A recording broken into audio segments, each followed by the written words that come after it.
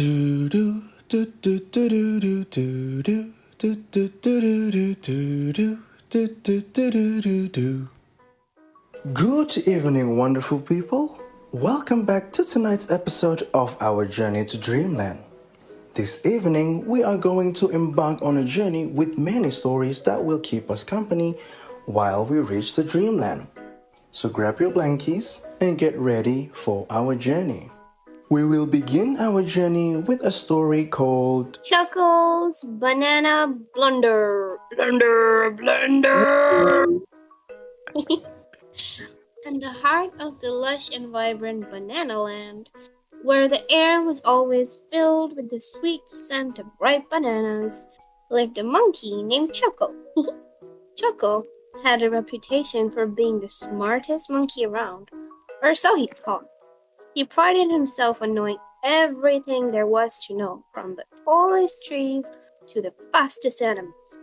While his vast knowledge was impressive, it wasn't long before his constant need to prove it began to wear him thin. Wear thin on the other animals. One brilliant morning, the animals of Banana Land gathered beneath the great banyan tree, their usual meeting spot, to plan the much anticipated annual jungle jamboree. How does elephant sound? What? We need to settle on a theme, Mr. Elephant, the elder statesman of the jungle, announced with a wise air. Wait, let me repeat that. That wasn't wise at all. Okay. We need to settle on a theme, Mr. Elephant, the elder statesman of the jungle, announced with a wise air. Before anyone could get a word in, Chuckle the monkey swung in and declared, "The theme should be bananas. They're the best, and everyone loves them." But Chuckle, interjected Lily the lemur. Her eyes wide with excitement. What about a jungle explorer theme? It could be really fun and adventurous. No way! Chuckle insisted. Bananas are the best theme. Trust me, I know. Feeling disheartened, Lily fell silent, and the other animals reluctantly agreed to Chuckle's banana-centric idea, despite having other exciting ideas of their own. As the days passed and the jamboree preparations continued, Mr. Lion suggested, "How about a grand parade with all the animals?" Chuckle immediately chimed in. Parades are boring! We should be having a banana eating contest instead! I'm an expert at it! With a collective sigh, the animals agreed once again to Chuckle's suggestion, even though they had been looking forward to a lively parade. Come on, Chuckle, don't be such a buzzkill. On the day of the jamboree, the jungle was awash with banana-themed decorations, wild, colorfully yellow.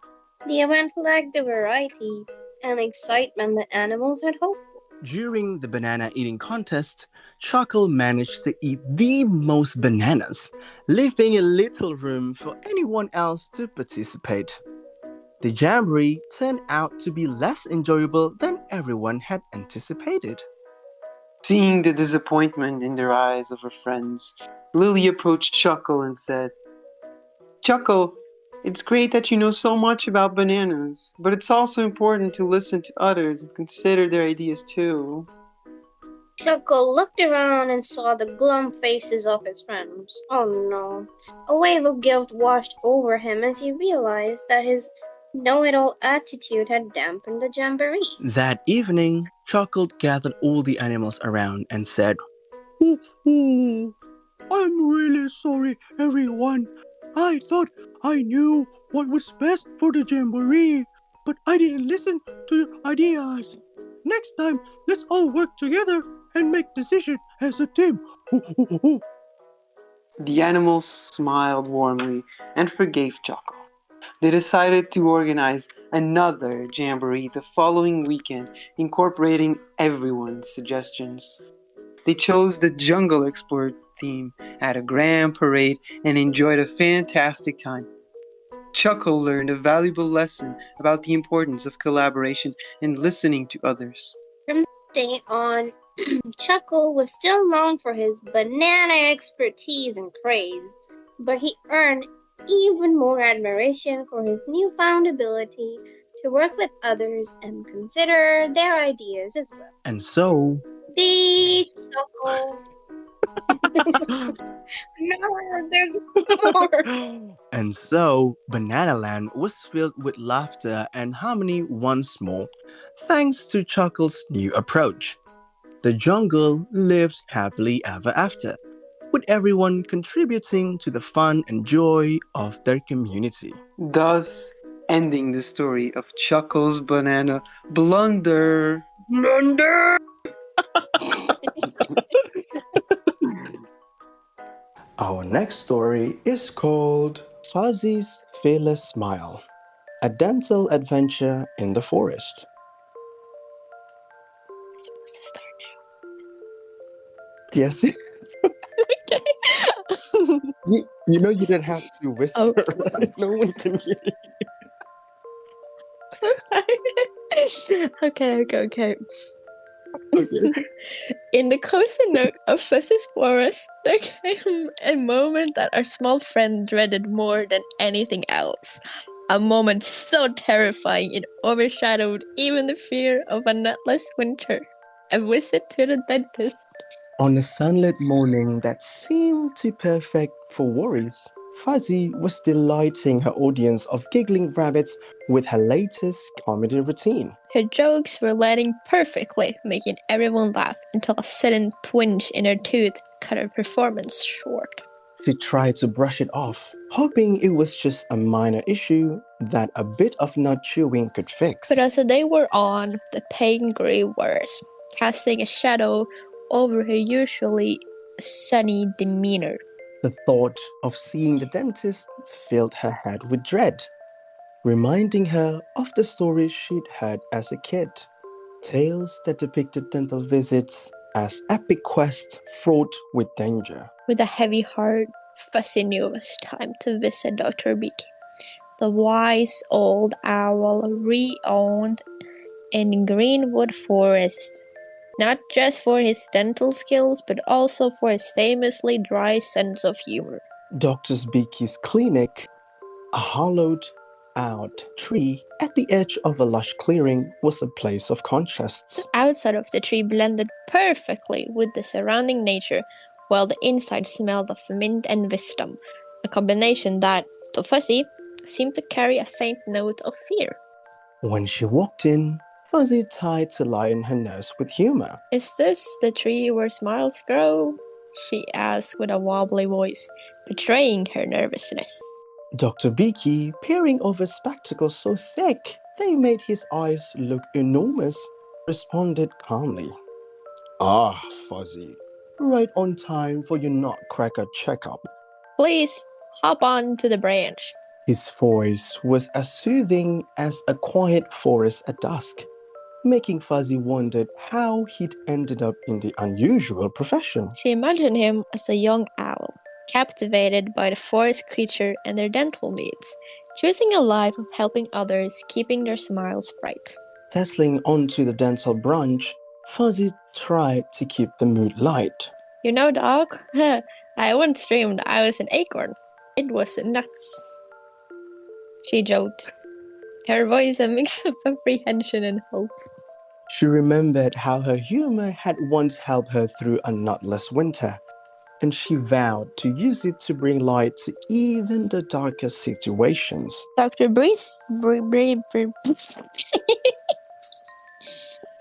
Dr. Beaky, engrossed in examining Fuzzy's teeth, didn't respond to her quips. You've got a little cavity here, Fuzzy, Maybe too many sweet acorns? he observed, his tone clinical yet kind. As he prepared his tiny dental instruments, Fuzzy realized this wasn't just a routine checkup, it was a test of her courage. Summoning all her bravery, she launched into a series of one-liners and puns about dentistry, her confidence growing with each joke. Hey dog, do you perform your work on Alcapella? Alcapella? Alcapella? Capella? Owl Capella, Alcapella? What the hell? she teased. If you don't, Well, if you don't like jokes, sorry. it's okay. You do. Okay. She teased.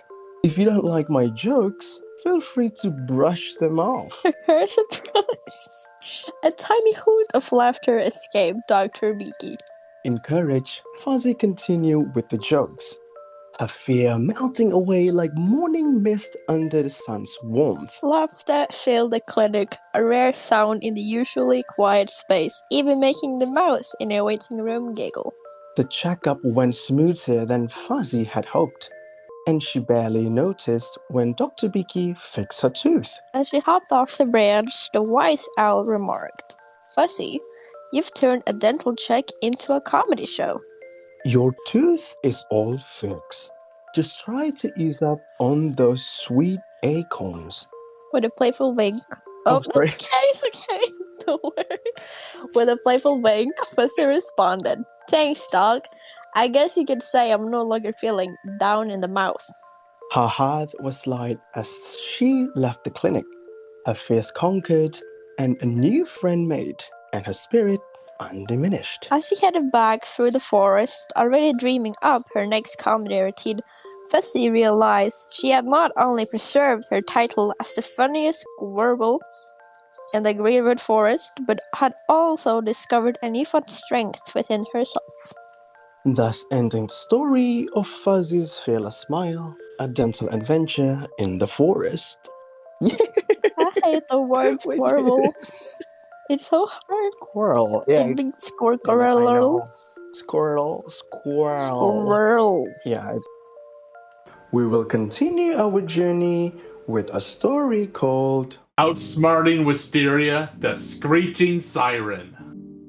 In a far-off land, where the waves dance to the rhythm of the moon, and the sea sparkled with shades of emerald and sapphire, there was a perilous stretch of water known as the Siren Sound. Few dared to venture near, for the Siren Sound was home to Wisteria, the most notorious singing siren of them all. With her hypnotic voice, she could lure sailors, travelers, and even the bravest adventurers to their doom. Wisteria wasn't just any siren. She had a voice so powerful it could shatter glass, stun the fiercest of beasts, and send shivers down the spine of anyone who heard it. But it wasn't her enchanting songs that made her truly dangerous. It was her sudden, screeching high notes that could disorient and confuse even the sharpest minds. One day, two adventurers named Homie and Ghost set out on a journey that took them near the treacherous Siren Sound. Homie, a big-hearted and somewhat goofy fellow, and Ghost, a quick-witted and nimble young woman, were on a quest to retrieve a lost treasure hidden in a cave on the far side of the sound.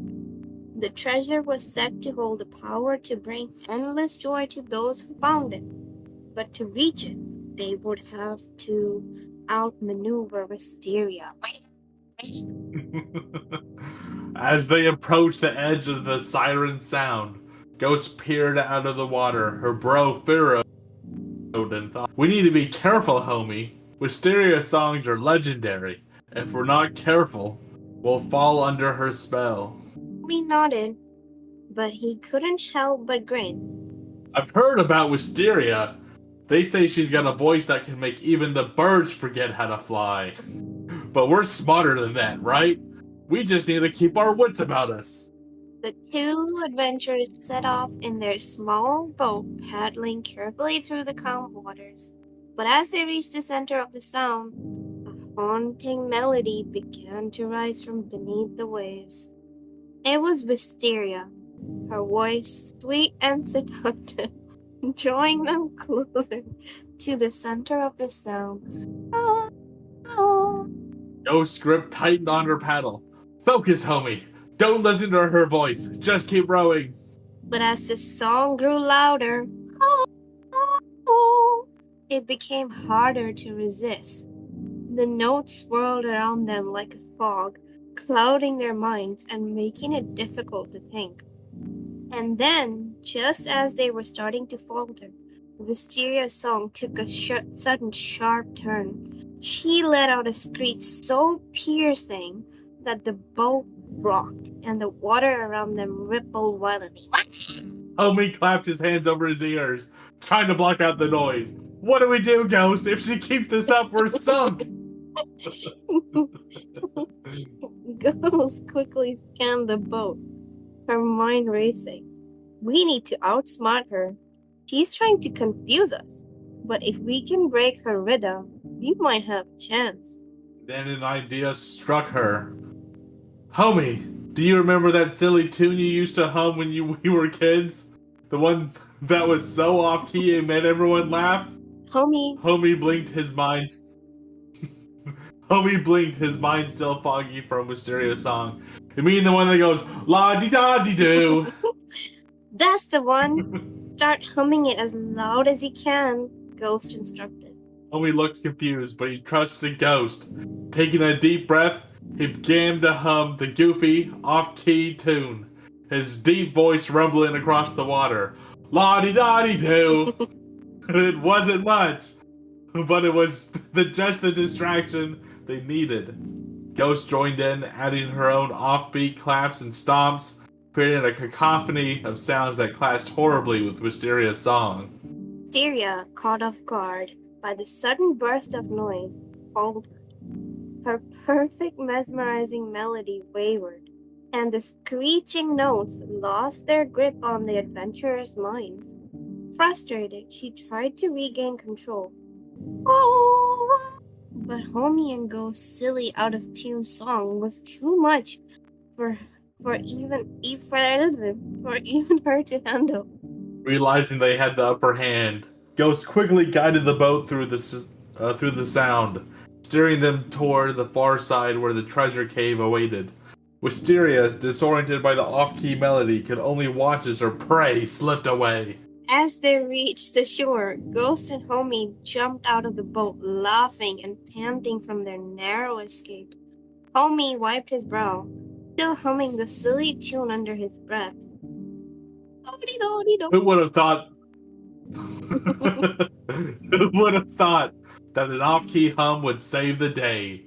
Homie chuckled, his face lit up with relief. Ghost grinned, her eyes sparkling with triumph. Sometimes the best way to beat a song is with an even sillier one. Together, they entered the cave, their laughter echoing off the walls as they searched for the treasure they had come for. With Wisteria's song now just a distant memory, they knew that no matter what challenges awaited them, they could always count on each other, and with a little bit of humor, to see them through. The end. The next story we're going to listen to is called The Great Brain Adventure, a journey through emotions. Inside the mind of a very distracted person named Sam, 4 emotions were having a wild and wacky day.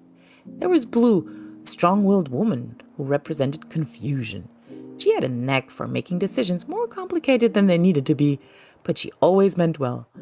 Then there was Ghost, the new kid on the block, representing bravery. She was full of energy and ready to take on anything, even if she didn't always think things through. Homie, the hangry one, constantly needed snacks and got cranky without them. And last but not least, Wisteria, the loudest of them all, and represented the urge to poop. Wisteria had no filter and always let everyone know when it was time to find a bathroom. Immediately. One day, Sam was sitting in a boring meeting, and the four emotions decided it was time to shake things up. All right, team. Blue declared, standing tall in her decision-making cape, even though she had no idea what to do next. We need to figure out what Sam should do about this boring meeting. Ghost, always eager to jump into action, raised her hand. Let's make Sam stand up and shout, "I quit. That'll show everybody who's boss." Homie groaned, clutching his stomach. How about we just focus on finding some food? I can't make any decisions on this empty stomach. Wisteria, who had been dancing around anxiously, suddenly shouted, "Bathroom! Now! Sam needs to go. And I mean, now!" The four emotions stared at each other, each pulling in a different direction. Blue scratched her head, more confused than ever. But what if Sam really needs this job? We can't just quit. "Yes, we can," Ghost shouted back, flexing her tiny but mighty muscles. "You're brave, remember? Let's do something bold." Homie was not having it. He pointed at a mental image of a sandwich. Bold is fine, but not on an empty stomach. I need food. We need food. Let's just sneak out of the meeting and grab something to eat. Wisteria was now jumping up and down, her face turning a deep shade of red. "No time for food. I need to find a bathroom. And we're going to have a big problem." The situation was spiraling out of control. Blue, more confused than ever, tried to come up with a plan that would make everyone happy. But just as she was about to give up, Sam's brain took matters into its own hands. In a flash, Sam stood up in the middle of the meeting. Oh, excuse me, Sam blurted out, startling everyone. I need a snack, a bathroom break, and maybe a new job. There was a stunned silence in the room as everyone stared at Sam, trying to figure out what had just happened. The emotion inside Sam's mind froze, equally shocked by this unexpected turn of events. But then, something amazing happened. Sam's boss, who had been droning on about quarterly reports, suddenly smiled. You know what, Sam? I think we all need a break. How about we take 5, grab some snacks, and come back with fresh ideas? Homie's eyes. Snacks? Yes! Wisteria breathed a sigh of relief. Bathroom? Even better. Ghost pumped her fist. And fresh ideas. That's bravery in action. And Blue, she just smiled, feeling a little less confused and a lot more proud. Maybe she didn't have all the answers, but with a team like this, Sam would always find a way through. As the 4 emotions celebrated their small victory, Sam grabbed a granola bar and headed for the restroom, feeling surprisingly good about the day. Because when confusion, bravery, hangry, and the urge to poop work together, anything is possible. The end. The end. Yeah. Are you ready for the next story? Because this one is called The Quest to Save the Kitten Princess. One fine, silly day in the land of Meowtopia, Meep, Ghost, and Homie found themselves on a grand adventure. The kingdom was in chaos because the beloved kitten princess, Meep's dear friend, had been catnapped by a mischievous band of mice. Meep, we have to save her, Meep exclaimed, their voice filled with determination. Ghost nodded, her fist clenched. No mouse can get away with this. Let's go, team! Homie, munching on a giant sandwich, nodded lazily. All right, but I hope those mice have snacks. The trio set off on their journey, following a trail of cheese crumbs left by the sneaky mice. After a few silly detours, including a brief stop where Homie got stuck in a giant bowl of spaghetti, the group finally reached the mice's hideout, an enormous cheese castle. Inside, the mice were having a party, dancing around the kitten princess, who was safely perched on a soft cushion, batting a ball of yarn. Meep! Give her back! Meep demanded, stepping forward with all the authority they could muster. The mice stopped their dancing and squeaked in surprise. You'll have to catch us first, they taunted before scattering in all directions. Ghost rolled up her sleeves. All right, time to get serious. Pikachu, let's... Wait, wrong story. She laughed, shaking her head. Let's just grab the princess. Homie, still holding his sandwich, gave a hearty har har, and they picked up the entire cushion, Kitten, princess, and all. The mice, seeing their plan foiled so easily, sighed in defeat as they offered the trio some cheese as a peace offering. Meep, we did it! Meep cheered, holding the kitten princess close. Ghost grinned, giving the mice a playful wink. Next time, try dog napping. Cats are too smart for you. Homie, already halfway through his cheese, simply smiled. This was one tasty rescue. And so, with the kitten princess safe and sound, the trio returned to Meowtopia, where they were hailed as heroes. The mice, now friends with the kingdom, promised to use their cheese for good instead of mischief. The end. The end. We're halfway there, and we'll keep going with a story called The Quest for the Secret Vegetarian Meatloaf. In the bustling streets of New York City, where the skyscrapers kissed the clouds and the taxis honked like geese in a hurry, lived a group of very different but close-knit animals. There was Ghost, a young and silly feline with a heart full of curiosity. Arf, a wise old tomcat who knew every alley, every rooftop, and every secret shortcut in the city.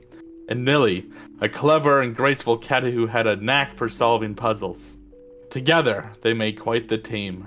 One afternoon, as the three cats lounged on a fire escape, a most peculiar visitor trotted into their lives. Homie, the state-winning pig, known far and wide for his goofy antics and his insatiable appetite for adventure. Arf, Ghost, Nilly, Homie called out, his snout twitching with excitement. I'm on a quest and I need your help. Ghost perked up, her tail twitching with curiosity. A quest? What kind of quest? Homie grinned, his eyes twinkling.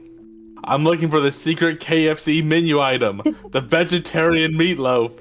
I've heard it's the most delicious thing ever, and I want to share it with my new friends, you three. Orf tilted his head, intrigued. The secret KFC menu? That's a tough nut to crack, homie. But if it's out there, I know we can find it. Nilly, always the problem solver, nodded thoughtfully. If there's a secret to be found, we'll uncover it together. And so, the group set off through the bustling streets, with Arf leading the way, Nilly keeping a close eye out for clues, Homie trotting along happily, and Ghost darting ahead to chase after pigeons and street performers' ribbons. As they wandered through the city, they came across a group of healthy bunnies munching on fresh vegetables in a small urban garden. The bunnies were sleek and shiny, their coats gleaming in the sunlight. They paused their nibbling to watch the strange group approach. "Hello, bunnies," Ghost chirped, bounding over to them. "We're on a quest to find the secret vegetarian meatloaf from KFC. Have you heard of it?" The bunnies exchanged glances, their nose twitching. We've heard of many things, said one bunny with a wise look in his eye, but the secret vegetarian meatloaf is a mystery even to us.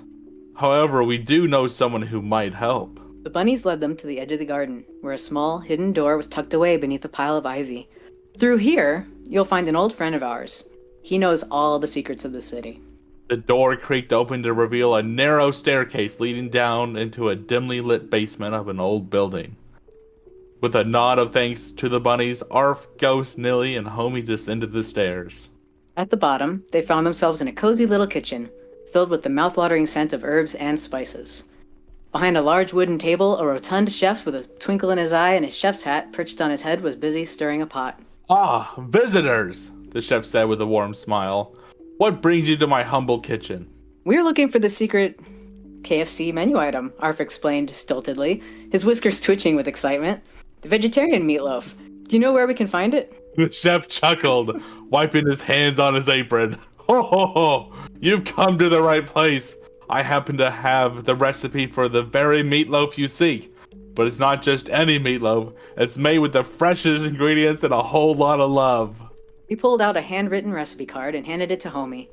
"Here's the secret, my friends. But remember, the best part of this dish isn't just the taste. It's sharing it with those you care about. Homie's eyes lit up as he took the recipe. Thank you! This is perfect. I can't wait to make it for everyone. With the recipe in hand, the group made their way back to the urban garden, where the bunnies awaited them with fresh vegetables for the dish. They all gathered around, chopping and mixing, while Homie followed the recipe with great care. As the vegetarian meatloaf baked, the delicious aroma filled the air, drawing in more curious animals from the neighborhood. By the time it was done, a small crowd had gathered, eager to taste the secret dish. Ghost licked her paws contentedly. This is the best quest ever. Arf nodded in agreement. It just goes to show the real secret isn't just in the food, but in the friends you share it with. Nilly smiled, her clever eyes twinkling, and sometimes, the best puzzles lead to the most wonderful surprises. Homie grinned, his heart full as he looked around with his new companions, and I'm glad I found the best friends a pig could ask for. The evening sky turned to twilight, and as the stars began to twinkle above the city, the animals shared stories, laughter, and the last crumbs of the vegetarian meatloaf, knowing they had found something even better than a secret menu item: friendship. The end. We'll continue this journey with a story called The Ultimate Ice Cream Showdown. Gotta scoop 'em all, gotta scoop 'em all. In the bustling town of Chillville, where every summer felt like a celebration, an epic event was about to take place: the annual Ice Cream Showdown. But this year, the stakes were even higher. The grand prize? The latest, rarest Pokemon, Frostachew, a cute, powerful Ice-type Pokemon that everyone was desperate to add to their collection. 3 friends, Wisteria, Homie, and Ghost, were determined to win the Pokemon no matter what. Wisteria, always full of energy and a little too loud for her own good, was the team's creative genius. Homie, the laid-back, food-loving guy, had a palate that could detect the slightest hint of flavor, and Ghost, the quiet, strategic thinker, was the brains behind the plan. The trio gathered at the competition grounds. Eyeing the competition, there were master chefs, ice cream experts, and even a few Pokemon trainers who had whipped up frozen treats with their Pokemon's help. But none of that intimidated them. They had a secret weapon: their undying love for ice cream and a plan to combine all their unique skills. Alright team, Wisteria said, her voice rising above the chatter around them. We need to create something that will blow everyone's taste buds. Something so epic that no one will even come close. Homie, already dreaming about the flavors, nodded. We need something rich, creamy, and with a twist that no one expects. Like a chocolate volcano, but cold. Ghost, always the one with the plan, chimed in.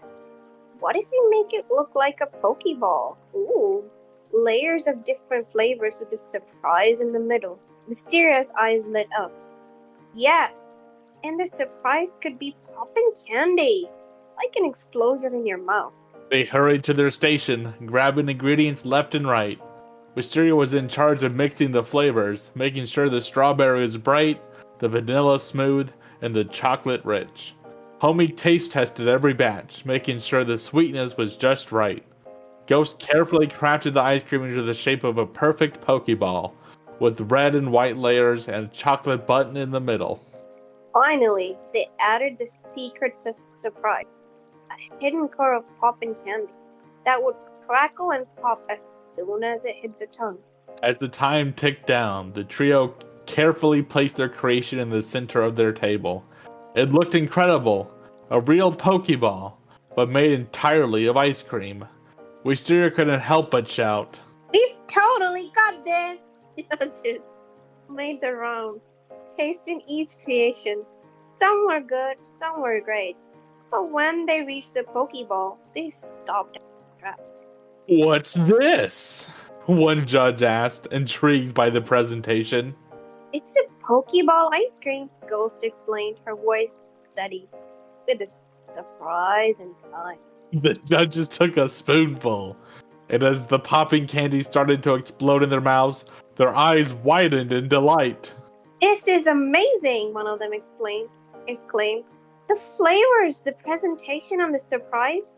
This is unlike anything we've ever tasted. Wisteria, Homie, and Ghost watch anxiously as the judge huddled together to make their final decision. Finally, the head judge stepped forward. We've tasted many incredible creations today, he began. But one stood out for its creativity, flavor, sheer fun. The winner of this year's Ice Cream Showdown and the new owners of Prostitute are Wisteria, Homie, and Ghost. The crowd erupted in cheers as the trio jumped up and down, celebrating their victory. Wisteria's loud excitement echoed through the area. Homie grinned ear to ear, and even Ghost, usually so calm, couldn't stop smiling. As they were handed the special Pokeball containing Frosted, they knew that their teamwork, creativity, and love for ice cream had made this moment possible. Gotta scoop 'em all! Gotta scoop 'em all! Wisteria shouted, holding up their prize. From that day on, they weren't just the coolest ice cream makers in Chillville.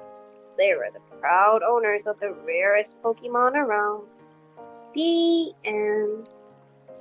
If you like that story, listen to the next one. It's called The Watermelon Quest, a juicy dilemma. One summer day, Ghost, Wisteria, and Homie found themselves wandering through a lush valley filled with rows and rows of ripe, juicy watermelon. The sun was shining, and the air was thick with the sweet scent of fruit. The trio had been sent on a curious quest by an old sage from the village to determine how many watermelons were worth a human life. This seems like a strange task, Ghost said, her strong sense of justice making her question the purpose of their mission. How can you even compare watermelons to something as precious as human life? Wisteria nodded, her gentle nature conflicted. Not gentle, excuse you. I agree, Ghost. It doesn't seem right to measure life in watermelons. Homie, who had become the smart one of the group, stroked his chin thoughtfully. There must be a deeper meaning behind this quest. Perhaps we're meant to learn something important by the end. Determined to find the answer, they ventured into the valley, picking out watermelons along the way. They started with one, then two, then three. As they collected more, the weight of the watermelons grew heavier, and they began to struggle. Let's think about this, Ghost said as they took a break under a large tree. If we were to trade these watermelons for something valuable, would it ever equal the value of a human life? Wisteria shook her head. No, because a life is priceless. Can't put a number on it. Homie, still deep in thought, suddenly had an idea. Maybe it's not about the quantity of the watermelons. Maybe it's about understanding what we value most. The trio continued their journey, collecting more watermelons until they had so many that they couldn't carry them all. They sat down exhausted and looked at the massive pile they had gathered. We have so many watermelon, Ghost said, wiping sweat from her brow. But no matter how many we have, it doesn't feel like enough to trade for something as valuable as a life. Wisteria picked up a watermelon and looked at it closely. They're just watermelons. They're delicious and refreshing. But they don't compare to the value of a person's life. Homie nodded, realizing the truth of their quest. I think the sage wanted us to understand that no matter how many watermelons we collect, we'll never reach a point where we can say it's worth trading a life. The point is that life is invaluable. Ghost smiled, proud of their realization. Exactly. A life can't be measured in watermelons or anything else. It's beyond price. With that understanding, they decided to leave the watermelons behind, taking one each to enjoy as a treat. They returned to the village where the sage awaited their answer. So, the sage said, his eyes twinkling with wisdom, How many watermelons did you find were worth a human life? None, Ghost replied confidently. No amount of watermelons could ever be worth a human life. The sage nodded, pleased with their answer. You have learned the true lesson of this quest. Life is beyond value, and it should never be measured in material things. Cherish it, protect it, and always remember its worth. With that, the trio left the sage's hut, feeling wiser and more connected to the deeper meaning of their journey. As they sat under a tree, enjoying the sweet, juicy watermelon they had kept, they knew they would never forget the lesson they had learned. The end. Finally, we will close our journey this evening with a story called The Wacky Waffle Heist. One evening, in the quirky town of Wobblewood, three friends, Ghost, Greg, and Wisteria, found themselves on an unexpected adventure. Ghost, the smartest kid in the town, always had a twinkle in her eye and a plan up her sleeve. Greg, her slightly clumsy but good-hearted buddy, was always ready to tag along. And then there was Wisteria, a kind and caring woman who seemed to know a little bit about everything. And